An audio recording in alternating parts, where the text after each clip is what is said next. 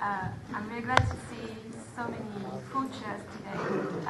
It really shows that there's a real interest in that issue, and it's really good.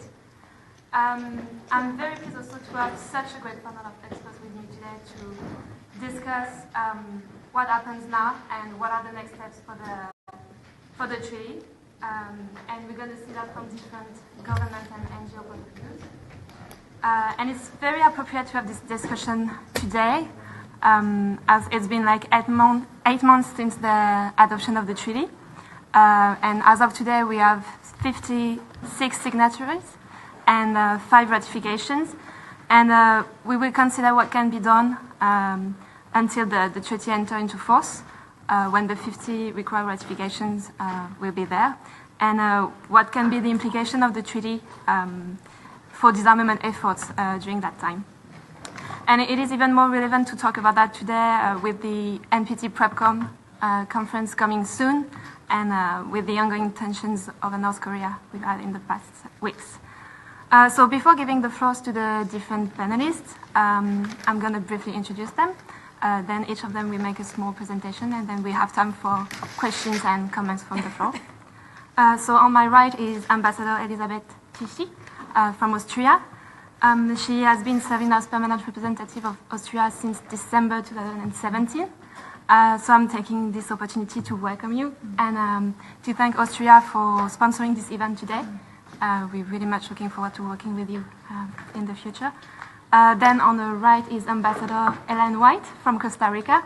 As most of you already know, she's been presiding over the UN conferences that led to the adoption of the treaty last summer. Then on my left is Paola Ramirez from Mexico. Mexico has been a long-time supporter of the ban treaty and the ban initiative. Mexico hosted one of the 3 conferences on the humanitarian consequences of nuclear weapons, and have really recently ratified the treaty. Thank you for being there as well. Then on the left is Vanessa Wood from Australia. Australia, as most of you are aware, is not supporting the treaty and has not taken part in the negotiation process, but nonetheless is a prominent actor in disarmament, and we're really happy to have you on the panel today. It's really important to make sure that the communications between the different actors is still ongoing, and it's really important.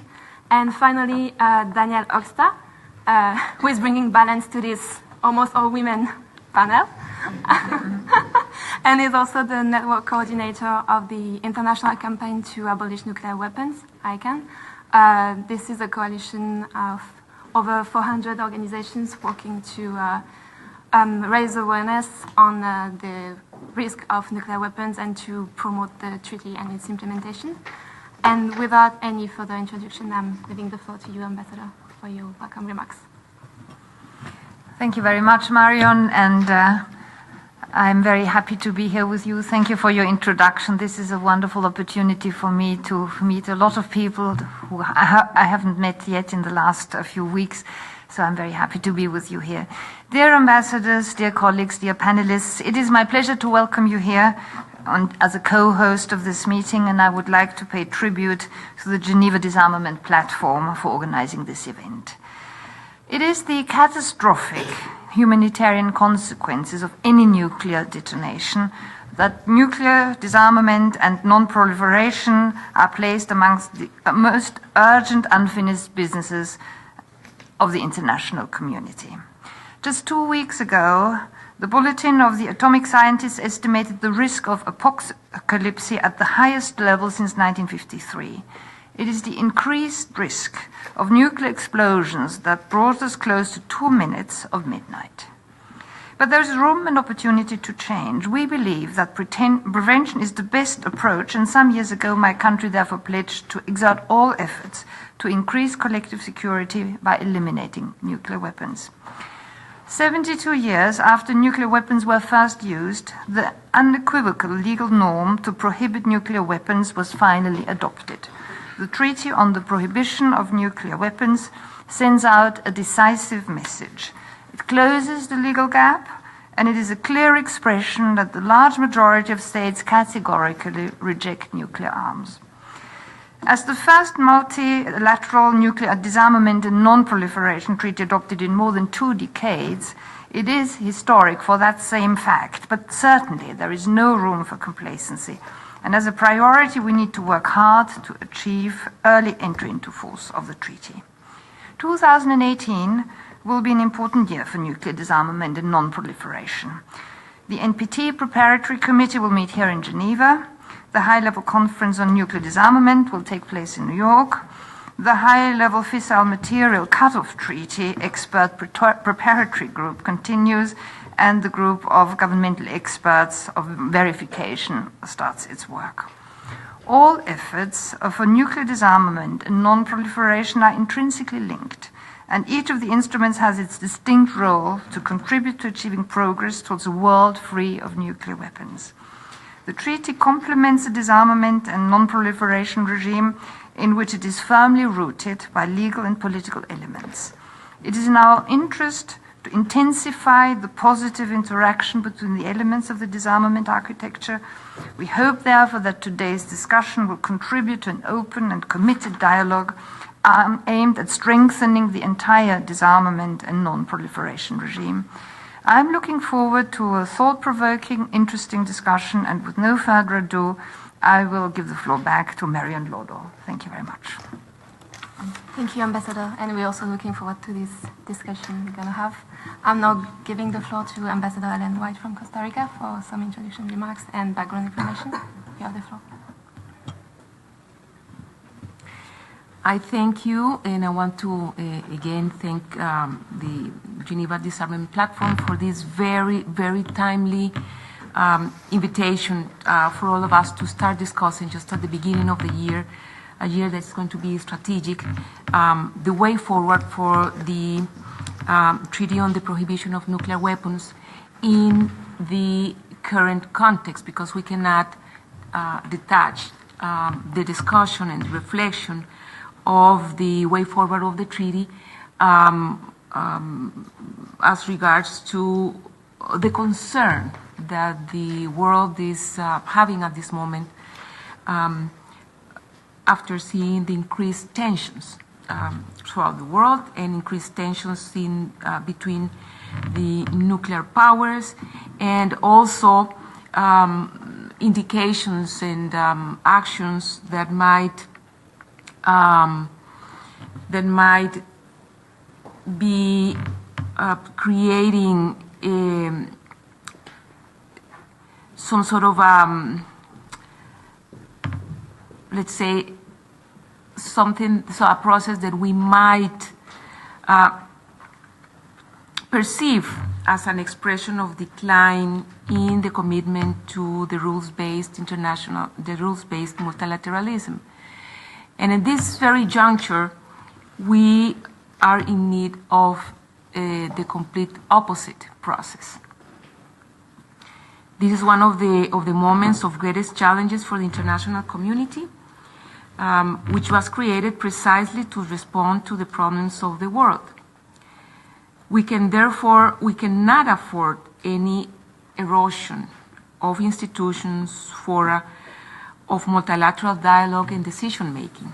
On the contrary, we need to reach new global agreements.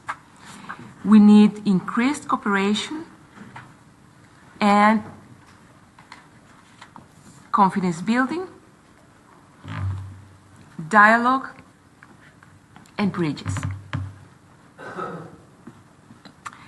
In this very juncture, we also depart from the Treaty on the Prohibition of Nuclear Weapons as a success story of the international community. The treaty is a success story of the international community, not only because the negotiation was concluded in record time, unprecedented, but because it is the expression of a multi-stakeholder political process which managed to positively articulate scientific knowledge that proves the humanitarian consequences of nuclear detonations, and in that regard, it is also in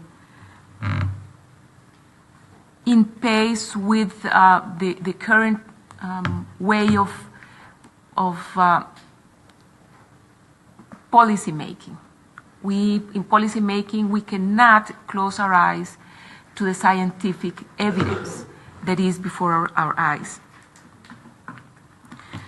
So the treaty is a result of a successful political process that, as I said, was able to incorporate scientific knowledge, but also to bring together political and ethical aspirations, not only from civil society, but from most governments of the world, and to put these resources into a coalition of high ambition to reconceptualize and reposition nuclear weapons in international politics, and in that regard to make progress in the process of the actual elimination of arsenals through the creation of a strong prohibition norm that will serve as the basis for the deslegitimation of nuclear weapons as an instrument of international security.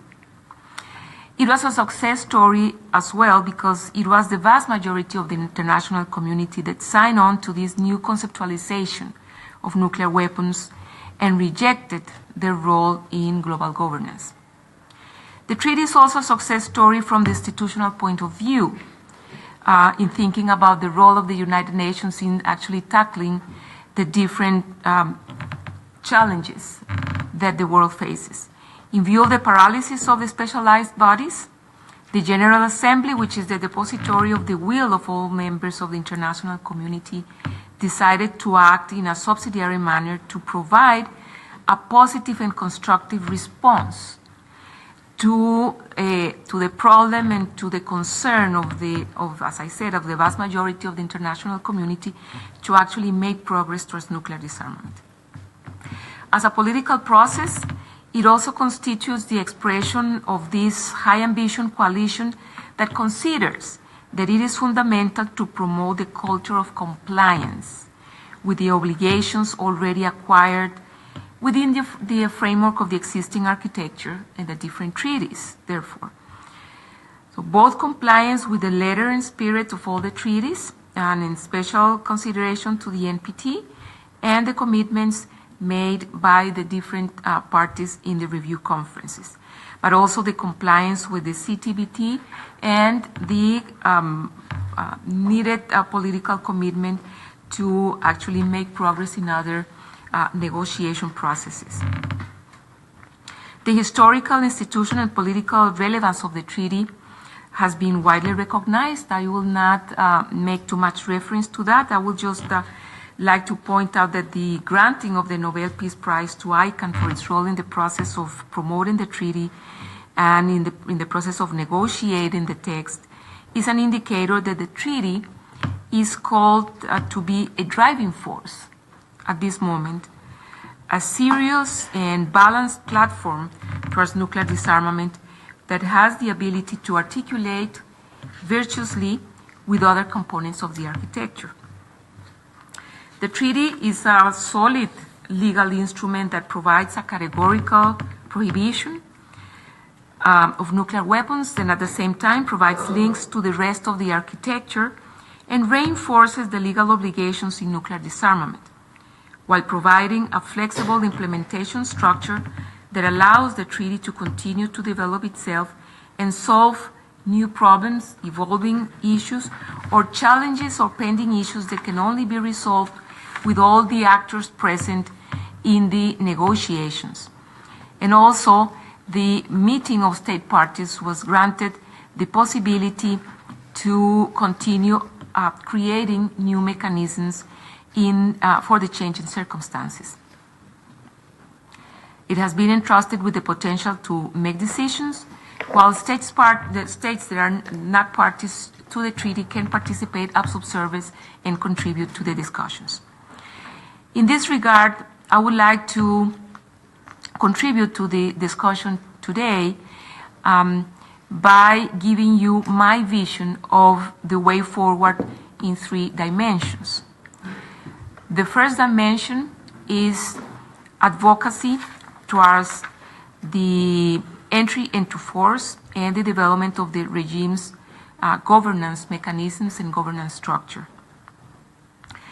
The second dimension is political dialogue with all actors of the international community, with all institutions, with all fora, and with all processes, either global or regional or specific, that are dealing with the issue of nuclear disarmament. And the third dimension is the technical discussions that are necessary to prepare the substantive discussions that will need to be addressed by the meeting of state parties once the treaty enters into force.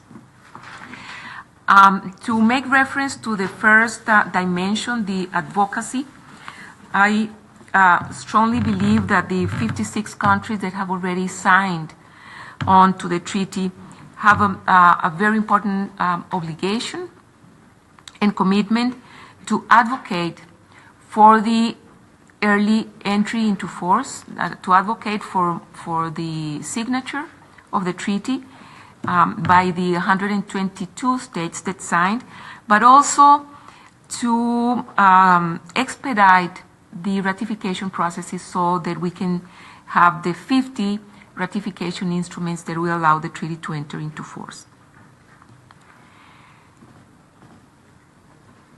It is necessary that the countries that have already signed on to the text feel the appropriation and the commitment in order to develop this advocacy process as the first block of countries that has signed the treaty. The second dimension that talks about political dialogue will require to build a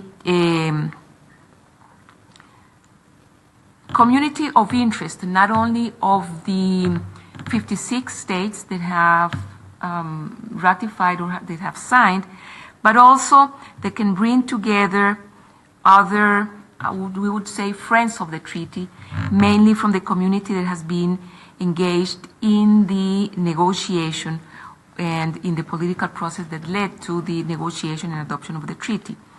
This is of extreme importance as Article 12 of the treaty already establishes the obligation to engage with non-member states to advocate for the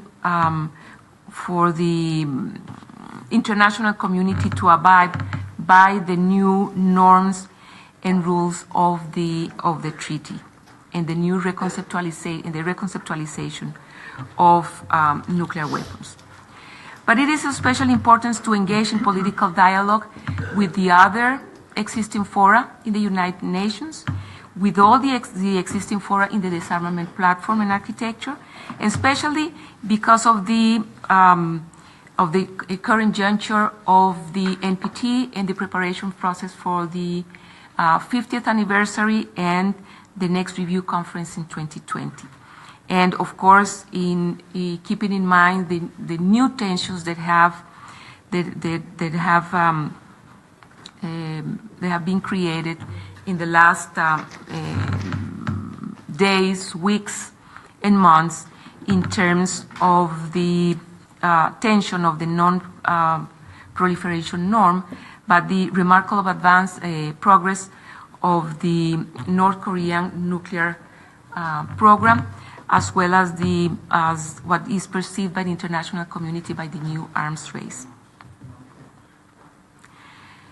It is very important, in addition, that the friends of the treaty can also engage with other countries that are not necessarily nuclear states that are interested in seeing progress in nuclear disarmament, but at the same time that have security concerns that bring them closer together to the military alliances.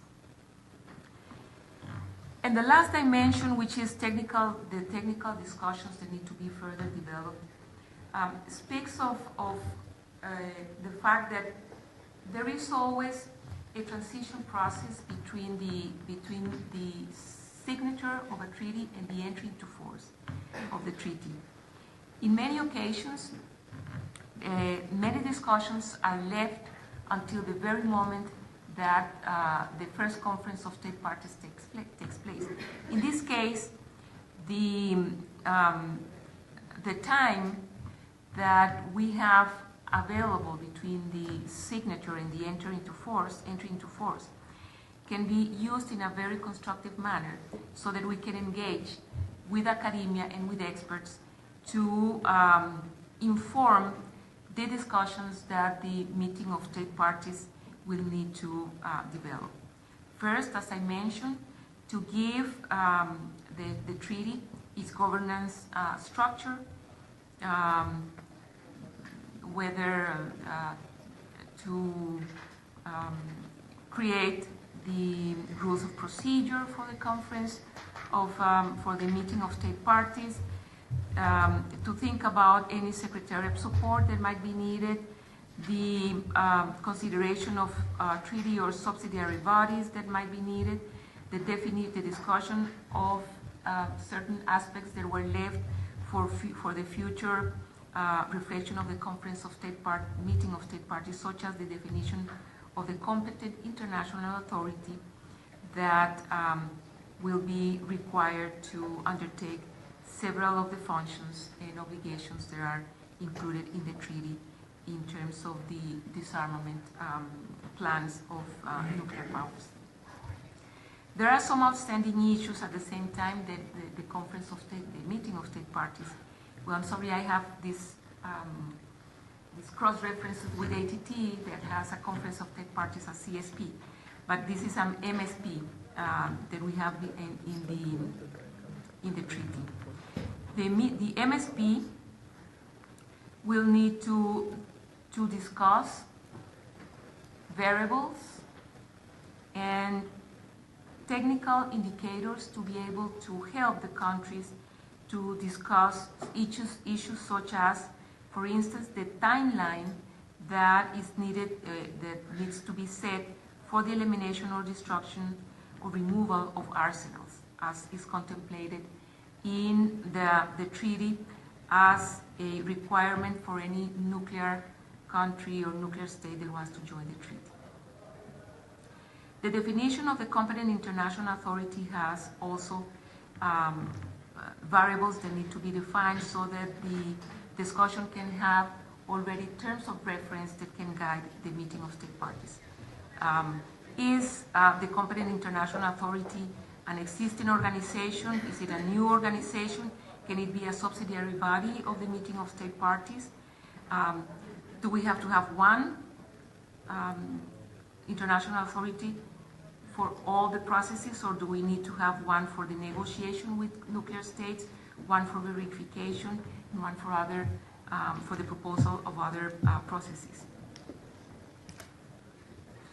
We also need to consider the process for agreeing to an proposed plan for the elimination of nuclear weapons presented by a nuclear state that wants to join the treaty.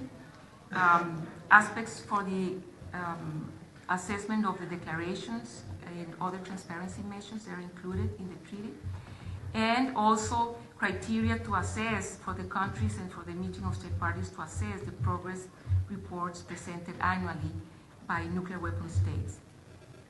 Aspects of verification, including the removal from operational status, measures for the verified, time-bound, and irreversible elimination of nuclear weapon programs, including additional protocols to the treaty, are very, very technical aspects that will need to be discussed by the meeting of state parties, and that will need engagement by the international academic and scientific community, the expert community, the civil society organizations, and also, of course, the governments, to be able to help inform and prepare for the substantive discussions that the meeting of state parties will have once it enters into force. We cannot wait until the first meeting is convened. And we have already called on academia and interested stakeholders to start organizing and articulating the discussions that still need to be developed to further to provide the governments with enough technical inputs and information to be able to make the decisions that are still pending for the region. Thank you. Thank you, Ambassador, for sharing this, your vision of the way forward and these three dimensions. We hope this kind of meeting, as we are doing today, can contribute to one of the dimensions, which is like entering political dialogue with others. Now we're going to move to the perspective from governments and civil society. First with Paula Ramirez from Mexico. Thank you. Hello, everyone. It is actually an honor for me to share this panel with your colleagues and friends. Thanks to Geneva Disarmament Platform. I really appreciate the opportunity to share some views and a discussion that is very timely and relevant at this time. I will focus my presentation on some of the questions that were posed by the panelists by Geneva Forum. So those questions were, what should its proponents be doing to advance its objectives? How should three signatories approach the NPT Preparatory Committee? And how signatories engage constructively with those outside the treaty?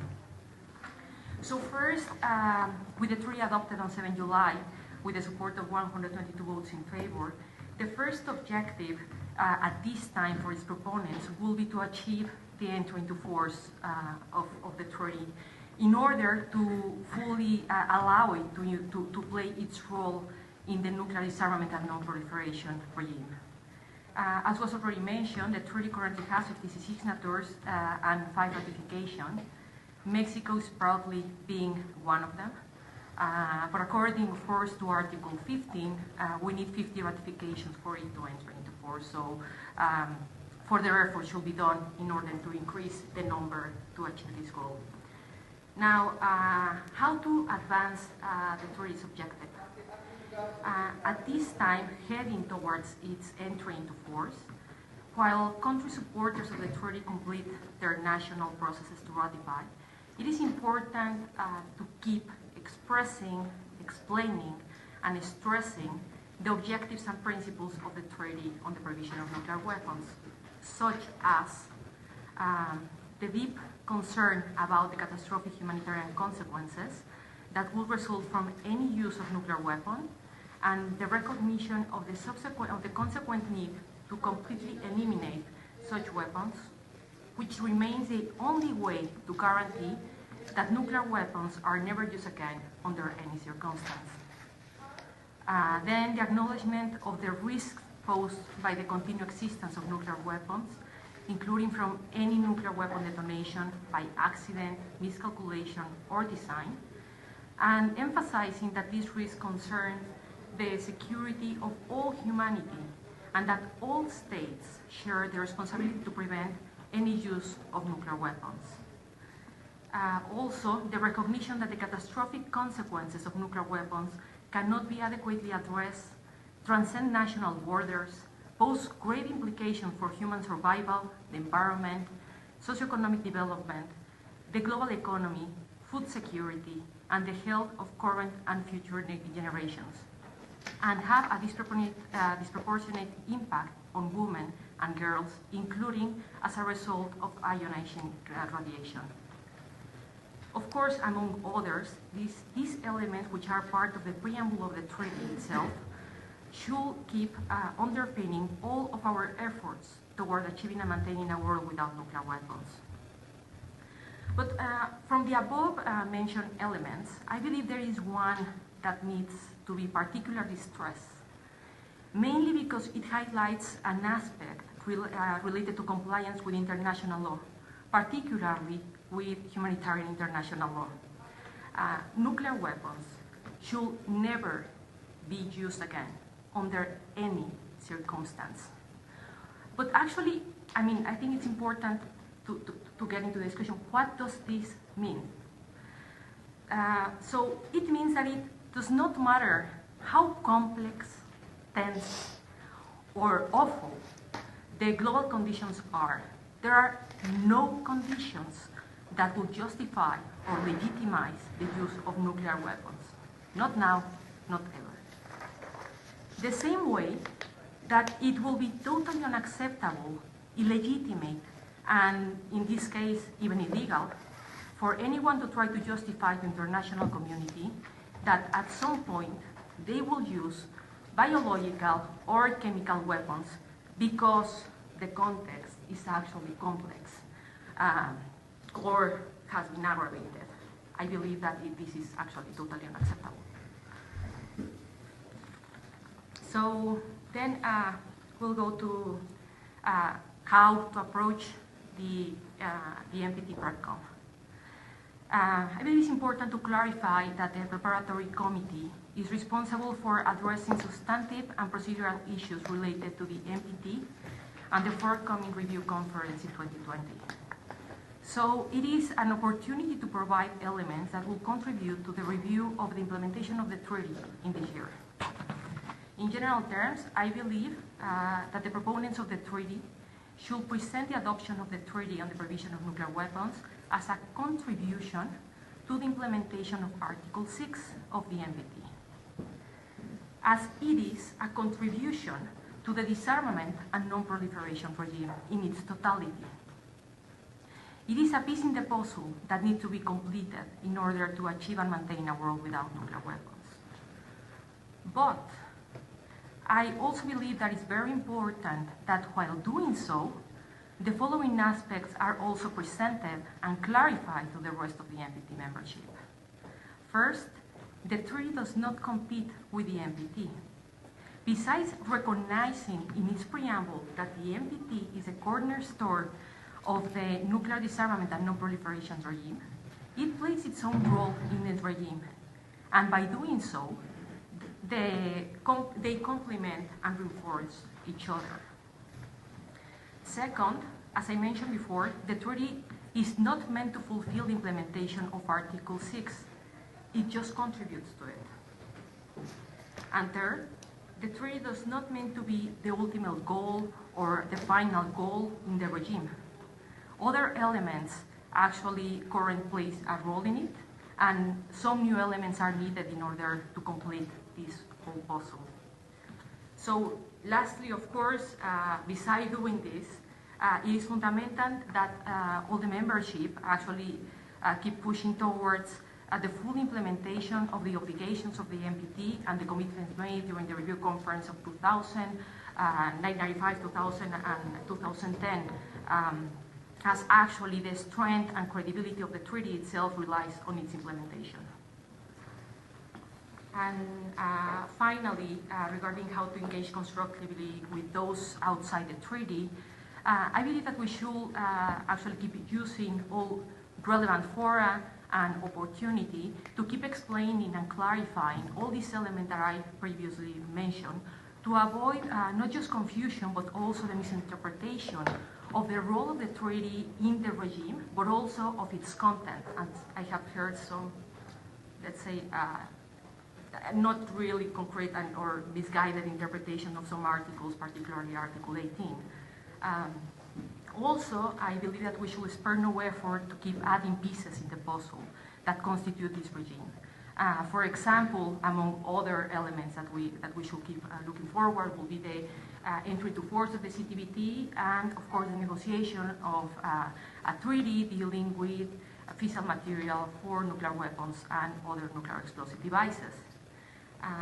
We have to keep in mind that the final objective is to achieve and maintain a world without nuclear weapons, and that we all play a role in order to achieve this goal. I thank you.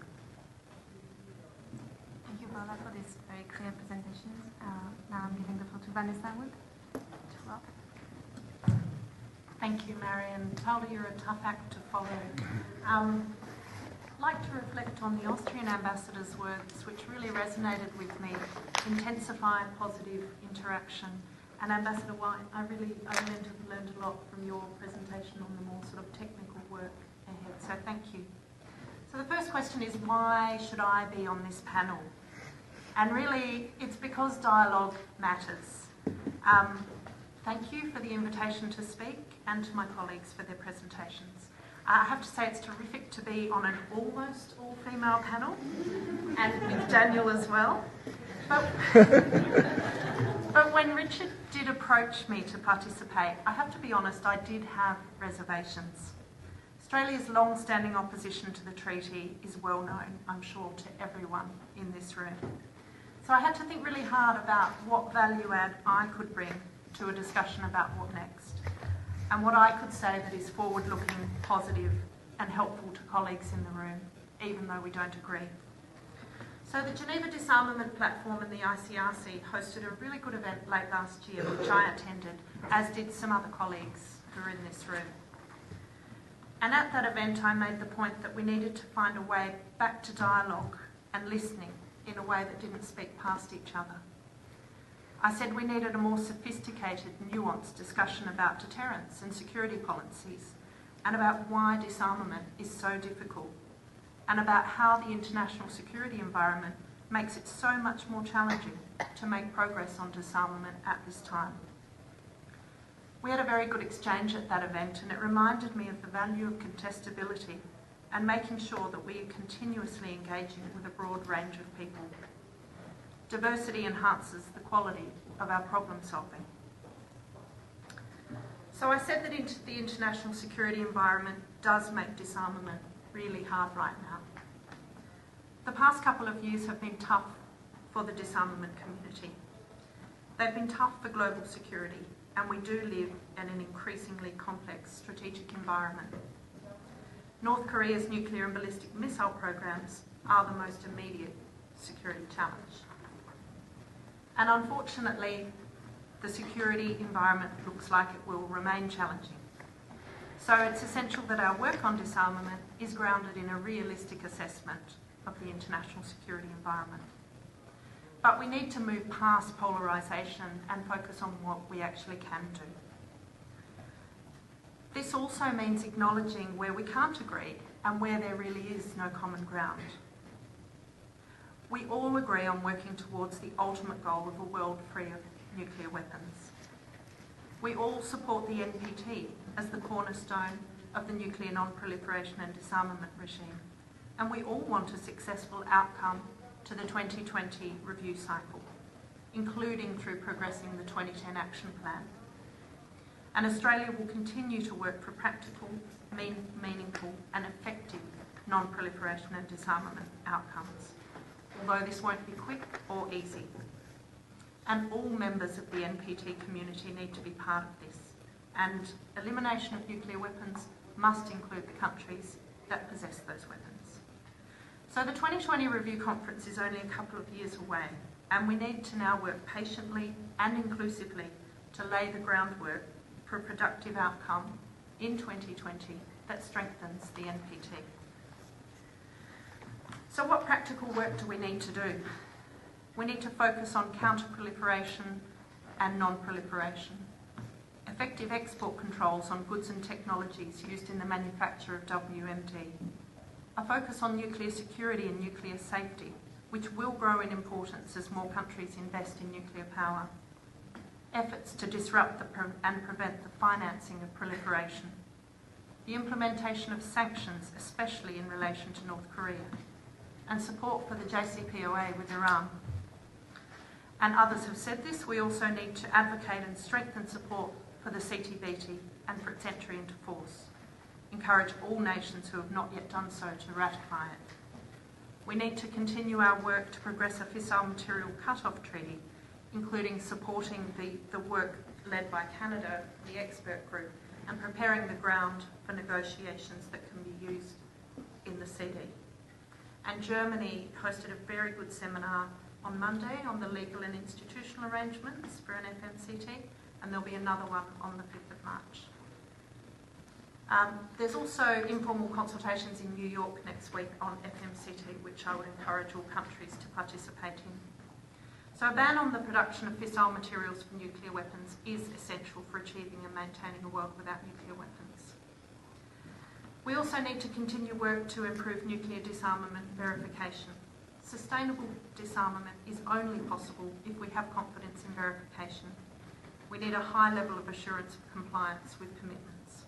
So there's a lot of practical work happening through the International Partnership for Nuclear Disarmament Verification and also through the group chaired by Norway, which will start its work this year, as well as other initiatives through the Quads and groups like Vertic.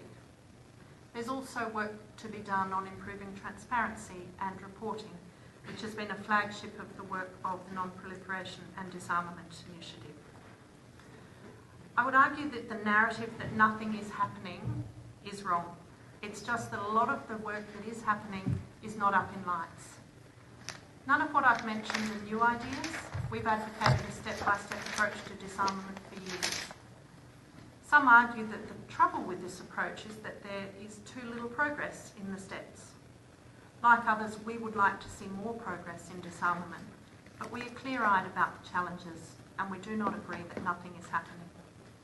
So there is substantial work underway, but it is difficult, it is slower than we would like, and it doesn't grab headlines or offer quick solutions, because there are none. So I think maybe we also need to get better at explaining the detailed work that is already underway in many sort of practical areas through IPNDV or in the IAEA to strengthen safeguards and prevent diversion. So given the international security environment, what should our focus be?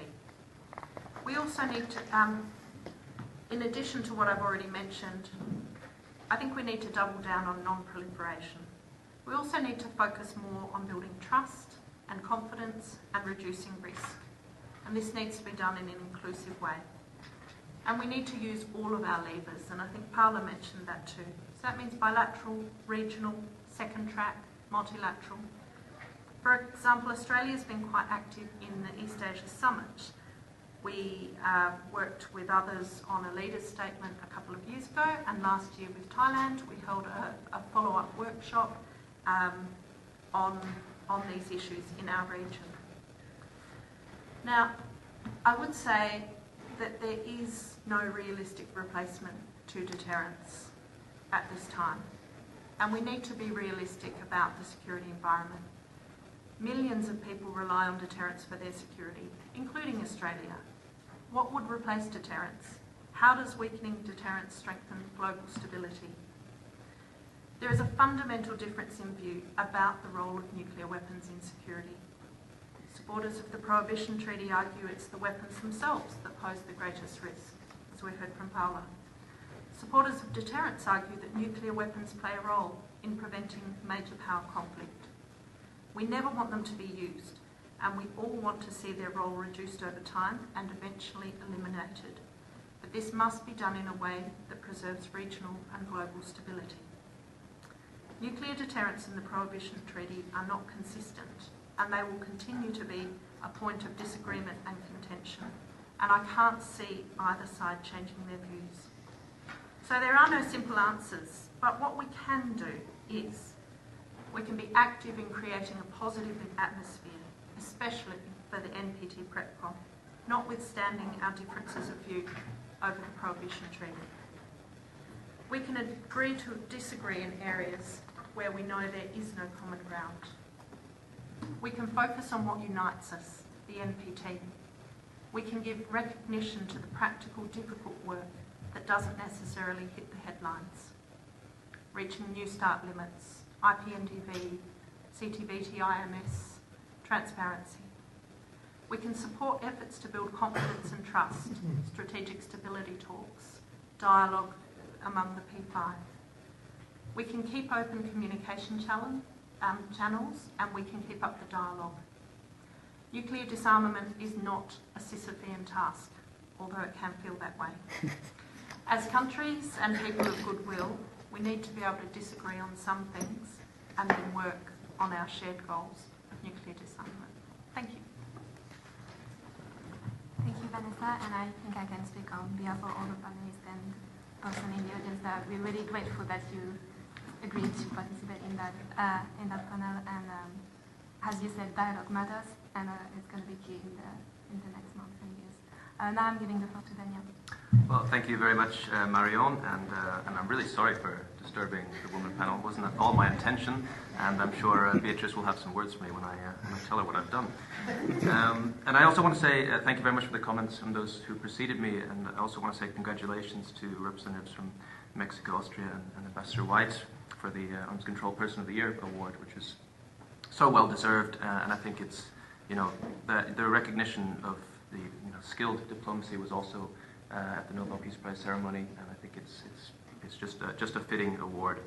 Really impressive cooperation with civil society as well, which we've always appreciated. So congratulations and thank you for that. And I also want to say thank you and my appreciation to Vanessa for being here as well. I totally agree with the spirit of dialogue, and I really hope that ICAT can also contribute to that dialogue this year. I mean, it was always our intention when pushing for the ban treaty that it could be something that kind of floated or boosted all the other nuclear disarmament initiatives that are going along, so long as they recognize the humanitarian consequences and put that at the center. So thank you as well for your words, Vanessa. I have to say it's been a bit of a strange start to the year. For us in ICANN, I think obviously we feel like we have a lot of wind in our sails. The treaty that we worked on so hard on for years, and finally got to see it adopted last year and open for signature, gave us a massive boost. Really happy about that. Obviously, the unexpected honor of the Nobel Peace Prize really kind of was a huge humbling honor, but also one that kind of provides a lot of excitement for the opportunities. And we always saw the ban treaty as a campaigning tool, but the honor of the Nobel Peace Prize also contributes to that, and I think it's going to help all of us working in nuclear disarmament to find a bigger audience for what we're doing, whether we're working on, whether we're campaigning or academics or governments trying to promote initiatives. And I think there's a much more fertile ground in the media for more constructive and perhaps a more progressive framing for nuclear weapons. So that's the positive side. But on the less positive side is also it's an extremely scary time in the world for nuclear weapons. As the people in Hawaii know very well, the threat of nuclear war looms large. And what we actually learned from that recently, it wasn't. They originally said that it was someone who pressed the wrong button, and that's why everyone in Hawaii got a text message saying the ballistic missile was coming in. But it was actually much more grave than that. That individual genuinely thought that there was ballistic missiles incoming to Hawaii. So we see that the actual breakdown there was much deeper than it was initially reported. And obviously we've seen now the release of the Trump Doctrine, the Nuclear Posture Review, last week.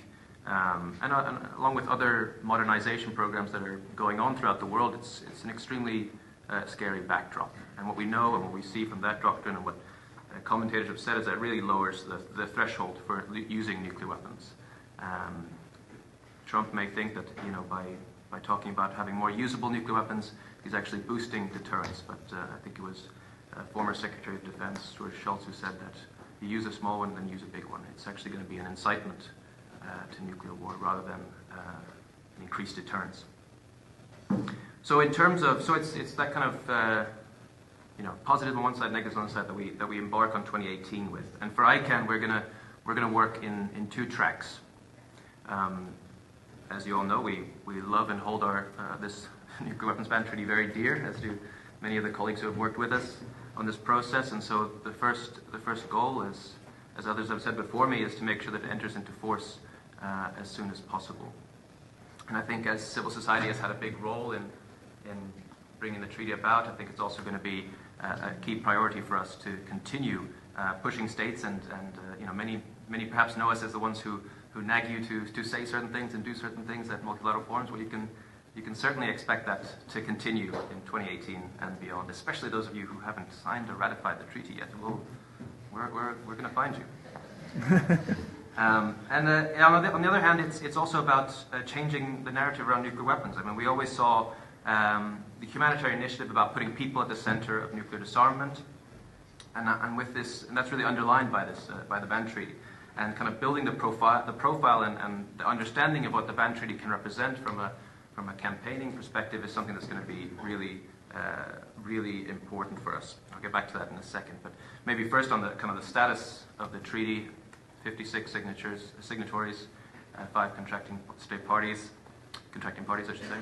And I have to say I've discovered this amazing thing from OLA, one of the just a few of the amazing things that OLA does, but they actually have email alerts. So every time a signature or ratification comes in, I get this pling in the morning, and we kind of celebrate a little bit in the office, so it's something that's quite exciting for us. That's nuclear disarmament nerd. But yeah, we've kind of analysed the kind of pace of other treaties and how the rate of signatures go, and some people have said, oh, isn't this going a bit slowly? And people, we've obviously spread the message to quite a lot of people in the public, and they're wondering why is it not entered into force already? And then we've looked at the other treaties, and actually it's quite similar to the pace of signatures and ratifications of other treaties. The CCM, for example, started with 4 ratifications, and the next one came in about 5 months later, and then it started to increase in pace over the course of the year. Similar for the CTBT, actually, and also for treaties outside of disarmament, including the CRPD. So it's something that we're quite comfortable with. We're not going to be naive about demanding entry into force immediately. We know it's going to be a lot of work and something that we have to work hard on with governments and other stakeholders as well. On the kind of the impact of the treaty and how we're going to contribute to that discussion, it's important to say that there's been a few successes already. Some of you who may follow ICANN on Twitter or our partner organizations will have seen that we've already seen the impact on financial investments and those implications. We saw the biggest pension fund in the Netherlands and also the government pension fund in Norway. These are 2 states that have indicated their opposition to the treaty. Nevertheless, in those countries, the 2 biggest funds have both announced that they're going to divest from companies that make investments in nuclear weapons systems, and that's a really great result. And I think it's important to note that they also recognized when they made that announcement that they're going to do that, they recognized the growing norm and the growing stigma against nuclear weapons and the existence of this treaty. So we can see the treaty already having an impact even before it's entered into force, which is, I think, no matter where you stand on the ban treaty, I surely think that must be considered a positive development. And as part of that, we're going to keep pushing on that. We have a partner in the Netherlands called PAX, and they run a report called the Don't Bank on the Bomb report, which some of you probably know. It focuses on highlighting the problematic investment practices of financial institutions around the world in nuclear weapons. It's going to be interesting to see when that report comes out whether there have been any other changes in addition to the 2 that I've mentioned this year. So aside from that, we're also going to take this success that we've all celebrated here in multilateral forums like the UN and others, and kind of bring it out to the people, make people understand that this is something that has a positive impact. It's not just words on a paper. It's not just something that it's important for diplomats. It's something that's relevant for people everywhere. And so one avenue for that is obviously to engage with the representatives of peoples, which are parliamentarians in different countries. And obviously part of that is to make sure that they sign and ratify, but perhaps in countries that aren't going to sign and ratify so quickly, we're going to work with them to hold their governments to account, to ask questions. Why is our government not supporting this? Is this necessarily incompatible with NATO obligations? Is that a deal breaker? Or are there